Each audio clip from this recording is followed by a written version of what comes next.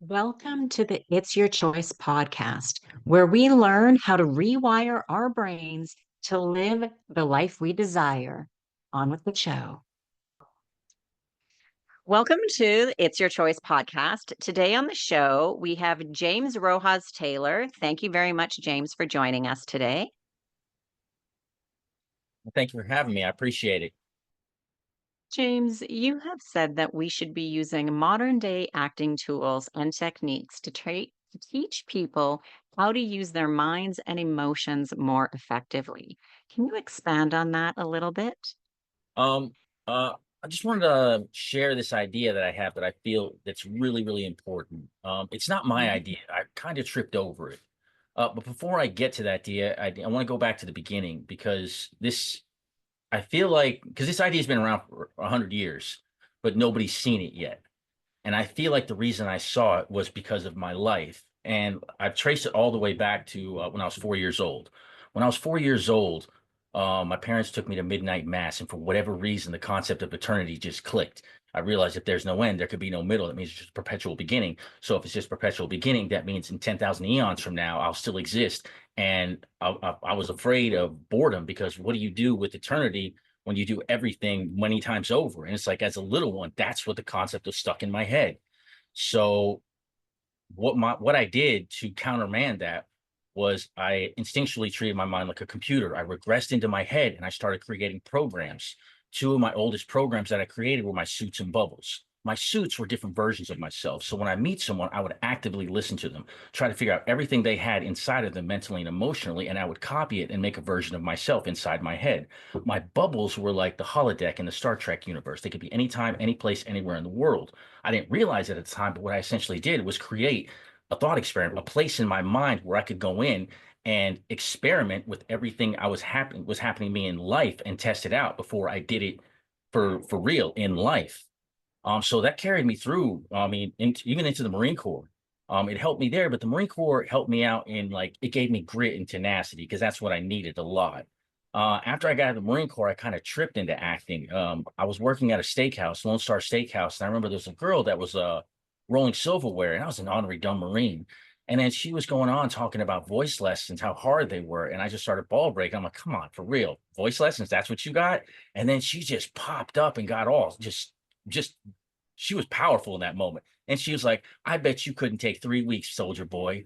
And I was taken aback. So I was like, you know what? I'm going to do this. I'm going to take your challenge. It wasn't even a challenge, but I saw it as a challenge. So I found a Mm. instructor here. I live in Alabama. It was in the city, Huntsville, Alabama, in the northern part. I found this voice coach.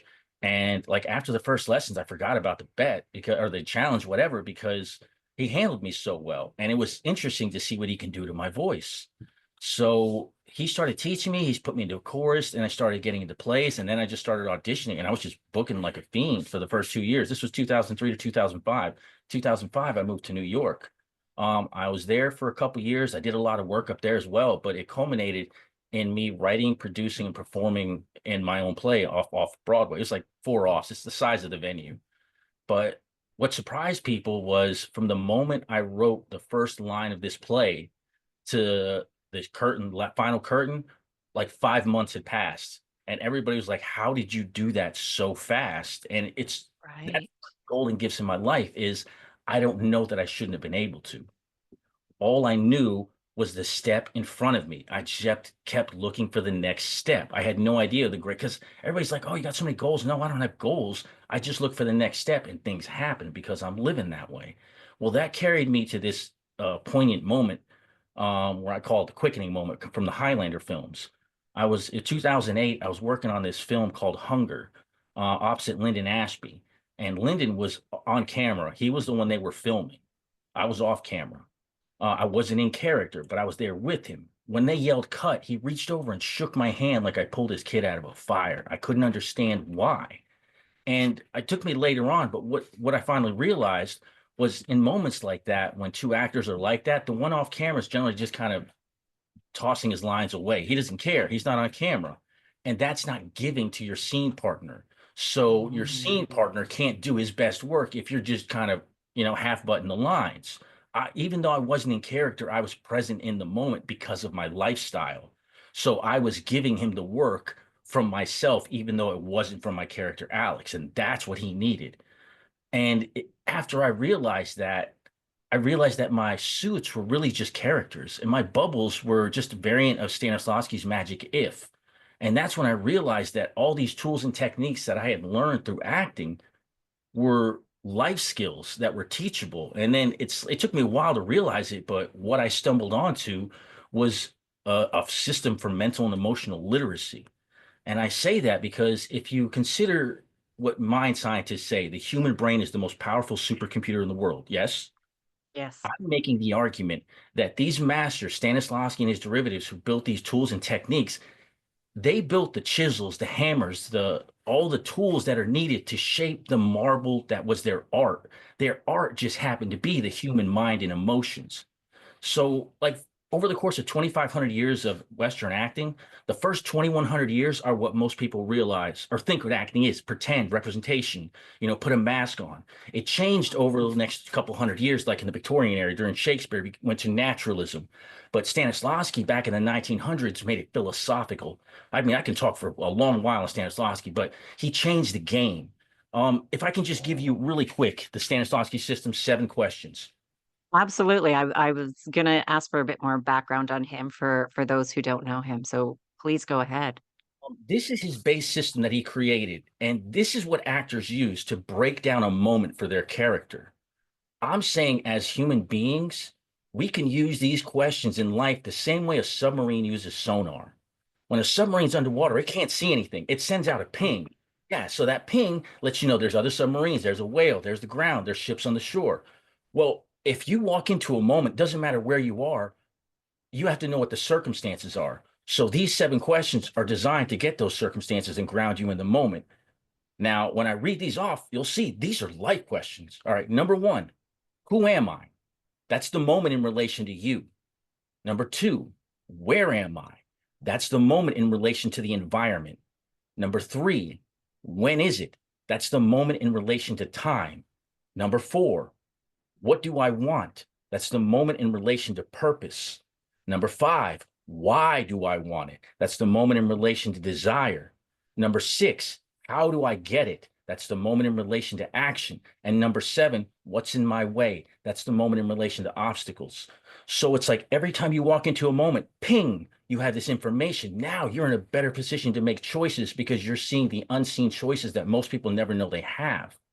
And Stanislavski's magic if is just a what if exercise. So it's like I said, if you put these into practice, it'll change who you are. Sorry about that long little bit. No, no, no. I mean, it's fantastic. It's great. And I think what may be an issue for a lot of people though is they don't know what they want. And sometimes with obstacles, we I don't want to use this. I don't really want, I'll just say it like we imagine obstacles or we imagine them to be worse or harder or more difficult than what they are because, maybe we're thinking of doing like we want to start our own business, we want to move cities, we want to do whatever it may be, and then we start to think of, well, okay, maybe we want this, we don't know all the details, and then how like we think of, oh, but, and we have that long list of obstacles that we're thinking, and problem is a number of those obstacles don't even exist. And our Mhm. mind is already starting to stop us and block us and deter us about things that don't even exist, or at least at this point where we're at thinking about it, they definitely don't exist now, and they may never exist at all. I totally agree with what you're saying. And I think one of the key problems is because people don't have literacy, they start at number seven. If you start at number one, you're building the foundation of who you are in the moment. By the time you get there, you've structured yourself and ground yourself enough to realize what is an obstacle and what's an illusion of an obstacle. So it's like people don't they're going to the end of the book instead of the beginning. So it's like if you have Mm, do it, it allows you to go in the correct order so you can build yourself properly. It's like, I can see words on a sign, but if I don't know how to read, I can't communicate. Or like, yeah, if I go to a foreign country, if I don't understand their numerical system, I'm gonna have trouble with the currency exchange. You know what I mean? So right. if we give people a system when they're young, by the time, because the reason I say it's when we get young is because the time aspect. Because have you ever, this is a common experience people have when they drive a car. The first time you drive a car, it's a little clumsy, right? Oh yeah. But We, by we the got lots of things to be aware of that first few times. Absolutely. But by the time you're like maybe 10, 20 years into it, you can drive to someplace without even realizing how you got there. Right.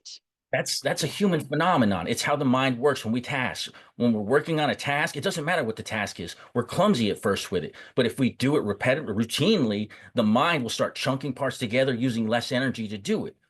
What I'm Right. saying, what I've done, I've taken these 7 steps, and instead of having a task, I've used that phenomenon on these steps, and it's sped up the way I think because I've done it for so long. Now I just outpace all my contemporaries because I've been practicing. It's like I've been going to the mental gym for 40 years, and most people don't. They'll just kind of come in every kind of week. Well, going for 3 weeks and they'll come out, you know? So it's like if we teach this to little ones when they're young, by the time they get to, high school, they will be the best, most mentally and emotionally capable generation we've ever raised.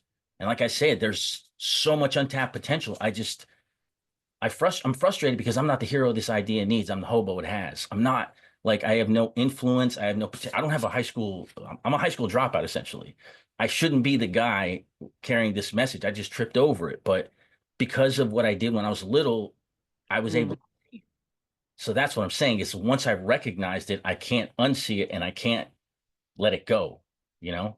right. And I don't think necessarily that you shouldn't be the one to do it. I mean, there's a reason, and I think I think we need to delete the word should out of our vocabulary, should and shouldn't, because then it's a comparison, right? Like like you should or shouldn't because other people are or aren't or whatever. And I do believe though, and agree with what you say with starting with children and at a young age, because even like I'm a parent and I remember when my daughter was little. I mean, she's an adult now, and I wish I have all the knowledge I have now 20 years ago when I had her. And a lot of the things we say, oh, you don't say that. You really don't feel that way. Oh, you shouldn't do that. Don't think that. And we instill that upon them, not realize. I mean, now we're realizing, but at the time, and especially for parents and first time parents, not realizing the types of impressions that we're leaving on children by our words, but also our actions and our emotions. Because I've had many conversations with people over the years of, oh, got into an argument with their partner, spouse, oh, but the kids were in another room. They didn't hear. It's like, they probably did. They may not understand the words, but they also feel that energy. And so Yes, they know. And so things sponges. like that, it comes back to as you said, the starting with who am I?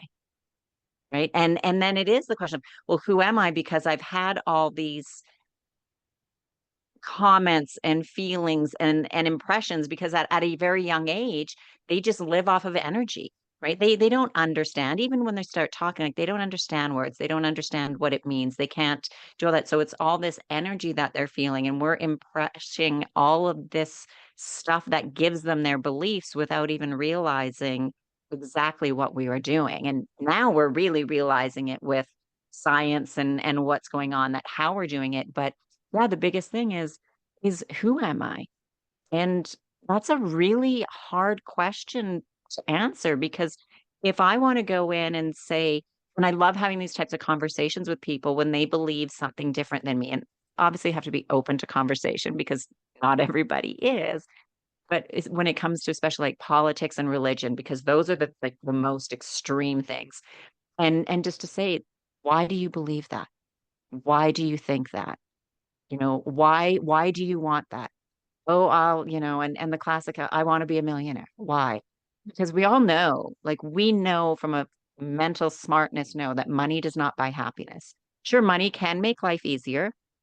Maybe not. Sometimes you just have more problems, more expenses, more things. Um, but it's that why. So comes down to that. Who am I?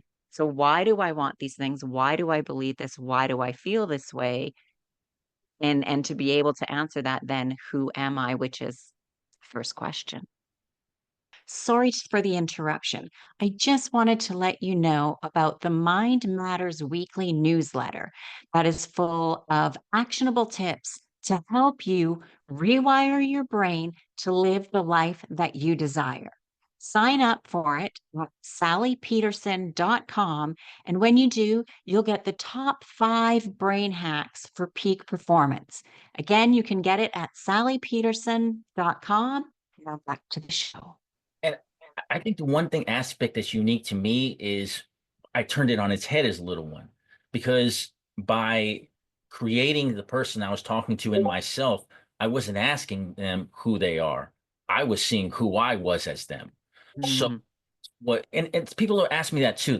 They'll say, okay, well, if you have all these different versions, which one's the real you? And like I said, you have to appreciate Oh. the fact that they're all me because these aren't facades. These are versions of me that I have actually. It's like in video games where you have alternate characters. You have to Mhm. play the character. I have to be in the moment and exist as that version of me. So I am Right. doing the work to grow and develop that version of me. I'm just a multitude. I have all these different versions. So instead of having because I always make that argument. People say, I gotta be my best self. I don't like that because there's no version of you at all that will be the best for every single circumstance you are in. It's kind of like So true. I wouldn't wear a tuxedo to the beach, maybe for a wedding, but generally I would. It doesn't Right. work.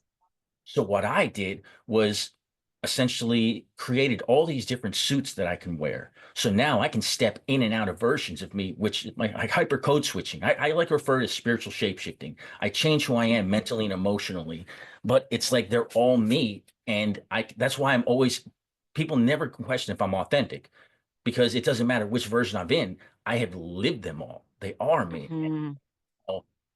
something that has all these now it's like I say predator vision. If I have a problem, I can just click click click through different suits and the problem changes so different answers arise because I'm looking at it as a different being. Maybe it's me, just a different version of me. Right, or you could even like just a different part of the mind, and I think that's very interesting because it just popped into my head and I forgot about it years ago. I was talking with a coach and I just said, "Well, I'm a bit of a chameleon. I can blend into any situation. I can be at very expensive networking dinner, gala, award ceremonies, and I can be at kind of like the dive bar in a corner having a drink with a friend that I've been friends with for, 30 years or something. Like I feel comfortable in that and everything in between. And that was the same thing. They said, "Well, then why aren't you being your authentic self?" And I'm like, "But that is me. I am." And because again, I wouldn't want to show up, in jeans and a t-shirt if I'm at an award ceremony or vice versa. Really nice dress when I'm just, at the corner bar for a drink to meet some local friends. And I do believe also with what you said is we need to be in touch with a different part of our brain, and I'm gonna say and different emotion, depending upon the situation we're in. Like, sometimes I need to be strong and harsh and straightforward and things, which is definitely way more masculine energy, but I don't wanna be in that all the time, and I like as I said, put on a nice dress, get my nails done, and I love that feminine, and there's a time for it. So, we have to be able to flow through these energies or masks or personas or whatever when we're dealing with different situations all the time in life. We can't always just be the same. I don't think personally that it works. No, I mean, well, I think by and large, males are a great example of how it doesn't work because that's kind of how guys are. We're setting our ways. This because I have male friends. I've seen it all the time, my whole life. This is how we're going to do it. We're going to conform the world to fix to my views. And like, yeah, it doesn't work. But it's like they're that way because, and this is like I said, I don't, there's this one book I read, and I felt this way long before I read the book, but I liked the book. It was called Rage Becomes Her, and it was talking about gendering of emotions. I don't believe there's masculine or feminine emotions. There's just human Okay. emotions because I've felt the softer side of Sears, and I've never felt Mm. it like that's my feminine. And nothing wrong with it. I just never associated that way. It was just because when I was little, I didn't have that concept yet. They were just because the way I see emotions, they're just different flavors of energy. It's all emotions are energy. They motivate it, push us to do things. That's how we get going. I see my emotional body as an emotional power core, and the different kind of emotions I have just flavored a little bit. So it depends on how I feel. So that's how I move. And like I said, going backwards a little bit, something like this. Think about adolescence. How many generations civilization have we been pushing kids through adolescence with no help? For the last 100 years, we have a system. God. We could give them emotional literacy before, like little ones. So, because I didn't have a problem with adolescence, or at least with the emotional aspects. I had acne, sure, but my emotions, they were locked on because I'd been building them since I was 4. So if Mm, we that pre-adolescence, boom, we eliminate that problem for our little ones. We give them too. It's like a superpower. Now they get to feel those emotions and get a better grasp of who they are. And two, mastering those emotions to learn skills, passion and intensity, because those are learned skills, and that's all it is. It's using your emotions to do work for you. And it's taking all these intangible things that we think are intangible and making them tangible. Like have you ever heard of the it factor? yes. Could you describe it? Mm. And that would be a tough one to describe. It is. You It's know, one of the like yeah, because the it fact, what is it to begin with, and it can be different for different people. let me lay this on you real quick and tell me what you think. Okay, okay. I have 5 different skills, and it can change. I'm not saying this is one absolute. I'm just Hmm. saying these 5 different skills, if you take them, learn them, put them together, you'll have the it factor. Okay. Number one, active listening. It's the ability to listen to someone else, listen with intent and purpose to understand what's going on so you're pulling in from them. Number two, charm. It's the ability to use that charisma and in times when you need it. Number three, intensity, that passion that you can pour out and touch people with.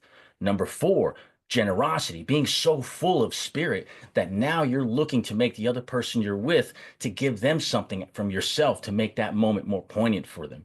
And number five is poise. That's using your body to do work for you. So I'm saying if you take these 5 techniques, Mm. put them together, you have the it factor. And when we take the time to break things down like that, they're not intangible anymore. Because if you break it down, now it's teachable. Right, right. And so everybody can have the it factor. Think For about sure. people. And I just want to, and we'll come back to this. I just want to make sure that I want to circle back because I think it's important that I want to say this is I'm glad that you said that about energy, that you don't think it as masculine and feminine.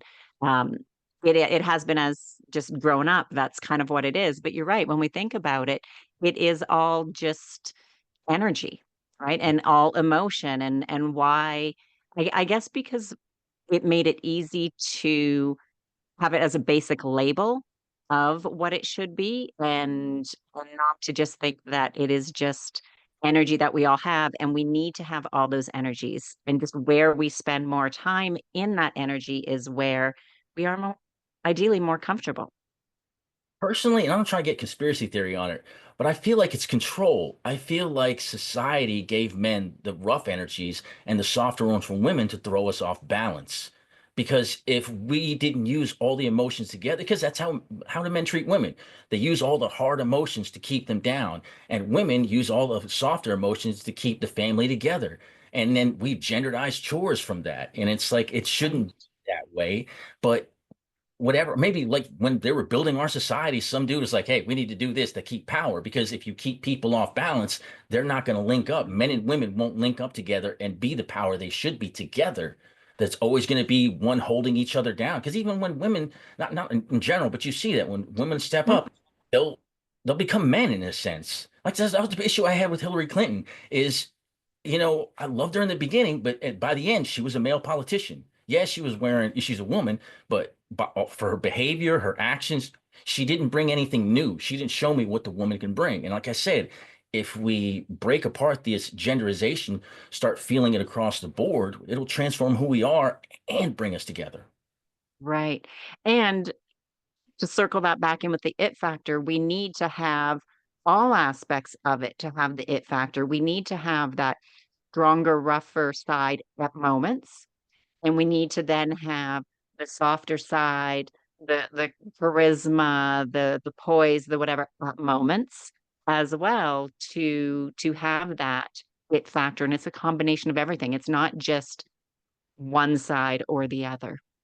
Two, for like relationships, I feel like that's one of the reasons people cheat so much. Like I've seen that with friends. It's like it's always boredom, boredom, boredom. There's one thing that I can say, and I'm not trying to gas myself up or anything. I'm just saying it's the skills. It's one thing women have never told me is that I'm boring because I constantly change. I'm constantly paying attention. If they want something, I'll create the moment to enhance, I'll create something in that moment to enhance the moment for them because I'm paying attention. And it's like if we teach these things, we're going to build stronger relations. Because two things women complain about a lot, and men, justifiably so, is that men don't listen. Well, we can teach So listening. classic. Yeah. We teach listening multiple different ways in the acting field. And the other Mhm. is they don't emotionally regulate. Well, that's our thing. We feel real emotions in imaginary circumstances. The rub is we don't have a mind and emotions for the stage and a mind and emotions for real life. It's one and the same. So when they built these tools and techniques for the actors, they had no idea that they, by and large, did it for everyone. Right. But most people then wouldn't notice that because I'm not an actress or an actor. I have not taken any acting classes. I know nothing about acting. Honestly, a lot of actors have no idea either. A lot of If you asked, I would feel comfortable saying three-quarter of actors have no idea what the Stanislavski system is. If you asked them what the seven questions were, they'd be like, they might know one or two. It's like asking a Okay. Christian the Beatitudes. They'll rattle off one or two, but then they get lost. It's like you should know all of them. But it's Right. people don't join or people don't become actors to be a more complete human being. They do it for fame and fortune generally. You have Right. others that do it for Yes. work, but it's about art. It's not nobody goes into acting to be a more complete human being. And that's what I'm saying these tools do. They complete us. Mm, All the questions that the whole point of these tools are to answer all the questions about your character. In your life, you are your character. So these answer all the questions about you. So it's like the script is a coloring book. My soul's a box of crayons. I'm coloring it in with my emotions, but I have to develop and grow and build my emotions before I could color that in. That's why people can't cry on cue because they haven't developed that. But if you do, you can, and it's not like it's not fake, it's feeling it. Like when I get up there and cry, I'm feeling is it joy, sorrow, pain? I'm feeling those emotions and I can right. on command. And when I do that in life, it just makes my life more vibrant. Right. And I was going to say, people don't actually, and that you said that too, that people don't realize that we can feel any emotion on command. And for those that are saying no, here's an example. You wake up in the morning, you have your regular routine. You get up, you shower, you have your coffee, breakfast, and you're driving to work. And there's a lot of traffic this time. And so you're starting to get a little bit annoyed because there's a lot of traffic. And then you're like, oh, of course, the traffic. And then you're like, oh, yeah. And when I get to work, so and so is going to be there. Sally's going to be there. Sally's so annoying. And I hate her and blah, blah, blah. And then you finally get to work and you've gotten yourself so worked up. No, you're just in a bad mood. And you get in and somebody says hi. You're like, ugh. They're like, oh, you're like, yeah, I'm just not in a good mood today. Why? Nothing happened. You got yourself in the bad mood on your way to work. And so we could do the opposite. You could be stuck in a traffic jam. Okay, yeah, it sucks. You're not moving anywhere. You're stuck in traffic. But instead, you could sit there and go, wow, I've got some extra time to myself to think, oh, I'm going to plan this, or I can't wait to do that, or so and so's wedding's coming up next year. It's going to be great. Or, oh, I'm going to plan a guy's trip to Vegas. That's going to be so much fun, or like whatever. And we can then use that time, and now we're in a good mood. And so, with that, we actually can, through practice, be in whatever mood that we want, feeling that we want. It could be sad. We could think about things that are very sad and start crying about it too. And then how long we want to stay in that mood is also up to us because we are in control of that. So when people say, it's just the way I am, I always say, no, it's not. You choose to be that way. Yes, 100%. It is 100% a choice. But again, it's a choice because they don't know what else to do. Of course. Yeah. And so having these podcasts and learning. And we are learning more because we used to always think like that's the way they are, that's the way they're born, their personality is personality. But over the recent years, we've discovered with science and testing and things that actually that's not true. We can rewire our brain. We can rethink things. It's not always easy right away and going to happen overnight. But when we catch ourselves going, oh, wait, I'm going down that negative, let's stop. Thank you, brain, for sharing. Not interested. I'm going to focus on something happy, something positive, something good that's going to be going on. Are you familiar? Interruption. If you're liking the show so far, please like and subscribe and hit that notification bell. It really means a lot to me. It helps grow the show and the channel and to the show going on. Are you familiar with the theory of constructed emotions? No, I haven't heard of that theory, but I'm probably familiar with it, but not that specific name. It's it was a book I read. I hope I get it right. How Emotions Are Made: The Secret Life of the Brain by Dr. Lisa Feldman Barrett. But she's trying to supplant the theory of the triune brain, where it's like we have a set of emotions, the whole mammalian, reptilian brain, and all that. And she's making points because back then we didn't have the science. We didn't have the machines that you plug them up and you can see what's happening in real time. She did. So science is supporting what she's saying. But she's saying it's like we're not born with all these emotions. Like we don't have all of our emotions. Some of us have 8 emotions, some of us have 16, some have 100. We grow and develop them. And as an artist, it's our job to give non-artist emotions because we're the ones who create them. So it's like when people go to a play or a movie and they leave and it's like, I don't know, I feel something, but I don't know what that is. That's because they left with a new emotion that they didn't know about. So it's like if we exercise these things, we'll grow and we'll make our spirit more robust in the process. It's just trying to get people to appreciate that these are important. Because I make the Right. argument like when we gave the world written literacy, it changed the world. When we gave the world mathematical literacy, it changed the world. Why wouldn't it change the world if we gave mental and emotional literacy to mankind? Because now they can explore themselves. Because I feel like every human being is a lottery ticket. It's like even in Appalachia, when you see these backwoods people that one tooth and stuff, to me, society failed them. They're not stupid. They just weren't developed. They weren't given all the opportunities to become the supercomputer that they are, but they are a supercomputer. I believe that 100%. It's just we're not doing all we can as a society, is what I'm saying. Oh, I agree with that we're definitely not doing all that we can. And I mean, again, not wanting to go down the conspiracy path, but I do believe that with governments and media, mainstream media, which I think is slowly dying, and that's a good thing. But again, we still need to be aware because it's easy to keep people in fear. And that's like going back thousands of years. Like, be careful of tigers are going to come eat you. Be aware. And people are easier to control when we're in fear. When we're not in fear, we can't really be controlled. And I think that's just expanded over thousands of years. And if we keep people uneducated in many ways, whether it's like book smart, common sense, energetic, feeling, emotion, other than that fear, keep them in fear. Don't let them feel too strong, too independent, too powerful, too energetic, too anything. Then it's easier to control. And I really feel like that's where we're in an interesting time in life right now with politics around the world because we're seeing a lot of division, which I don't think is good, but I think we've been fed so much one way that people are starting to see other ways. Science is becoming part of that. The negative, though, well, positive negative is social media. It's both sides with that. It's good because we're getting more information, we can learn more and we can do more, but there's a lot of fake, untrue stuff out there that is not good either. And the downfall is people think I saw it on social media, it's true, or so and so said it. And so could be wrong. Like, and also, I don't think it's good to 100% agree with everything that somebody says.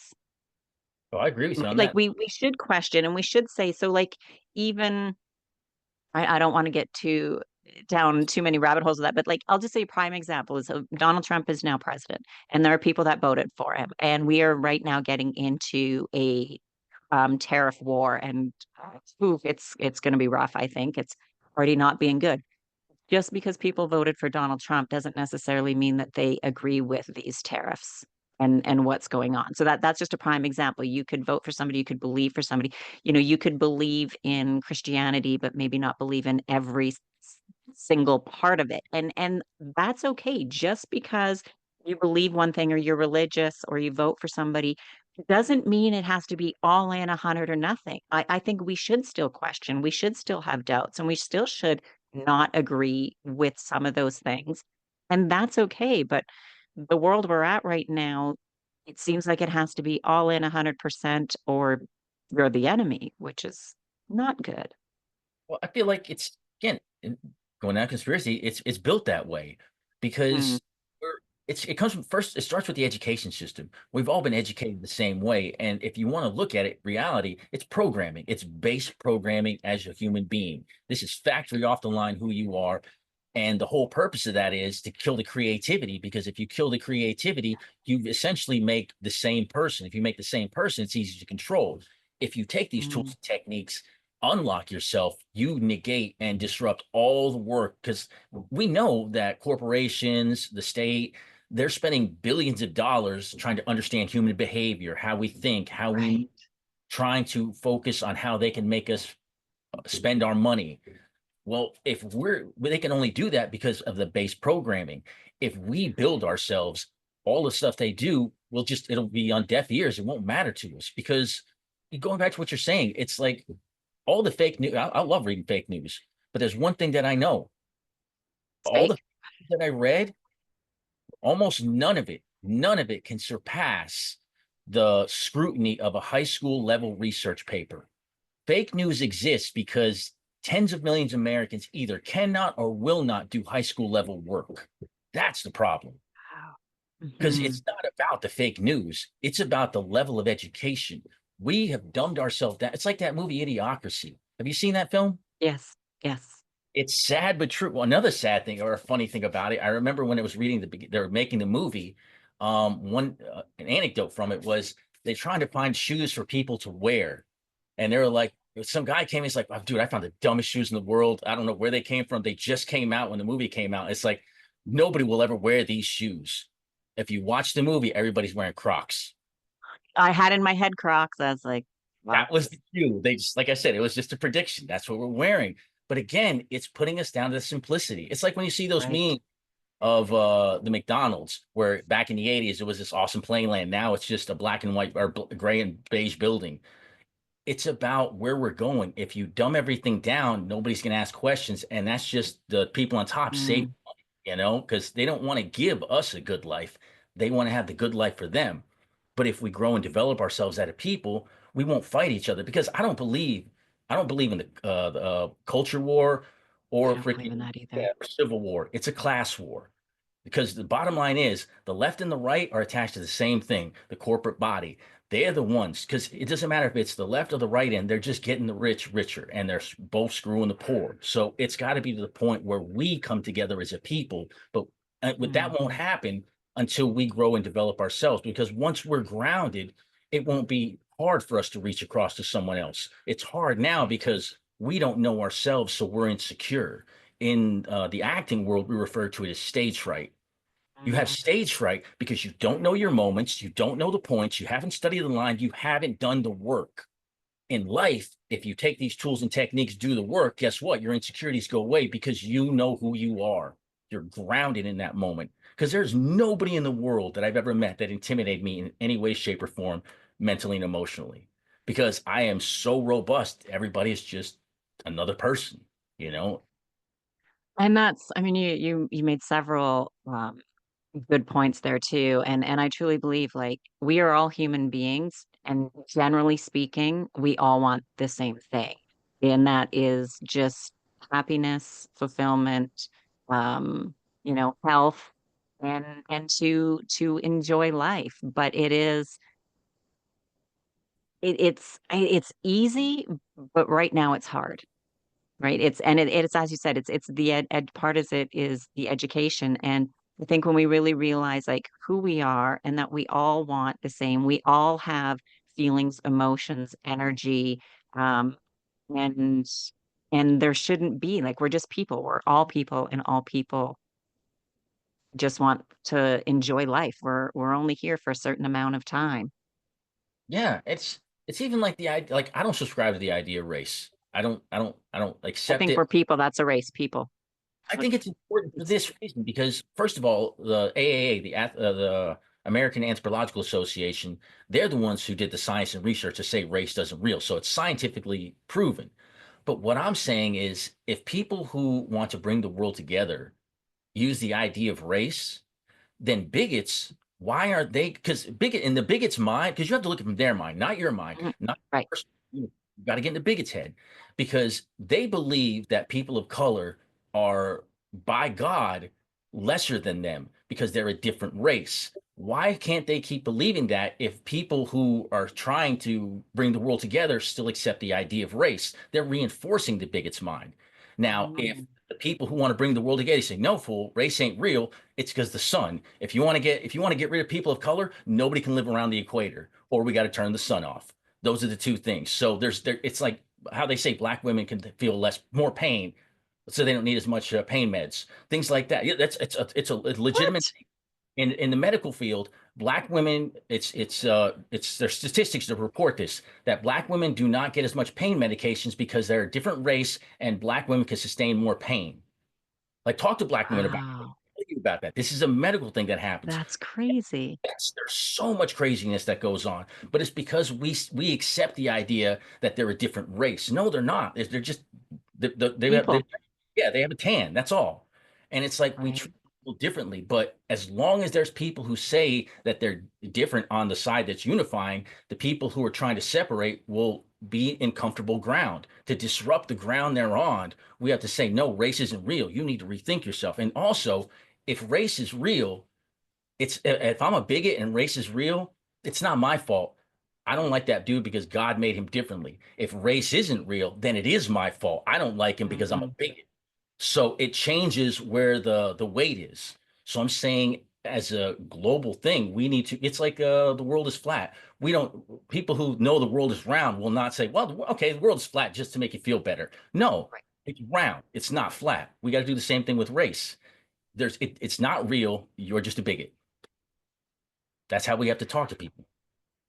And I agree. Sometimes we have to say it as it is. And people who know me generally, I don't sugarcoat things. I mean, maybe a little bit. There's a time and a place, but very rare because I'm like, no, this is how it is, and that's just how it is. I mean, sugarcoating is you just need to know.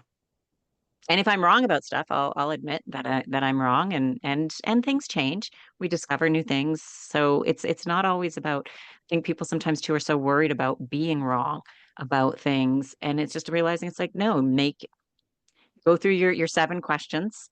I think that's great. And you make that decision. And then as things changes or when things change or if things change, you can reevaluate, go through those questions again because the consistency, only consistency really in life is things change. Yeah. And we have to be able to move through those changes, but also as you said, knowing who we are, and I love going through those questions for various situations that people are in to really kind of help them. And I do love how you said just sometimes we need to stop looking at the big picture and just look, what's the next step? What's the next step? What's the next step? And we get to that bigger picture sooner because, well, because then I think we're not so worried about the negatives or potentials that don't even exist anyway. Yeah, big picture can be daunting, and you spend so much time looking at it in awe or fear that you're not moving ahead. Where I'm like a snail or the tortoise. I just inch ahead, but I'm Yeah. always moving. Right, right. Well, James, I want to thank you very much for your time today. I think we've had a great conversation. I want to be respectful of your time and everybody's listening.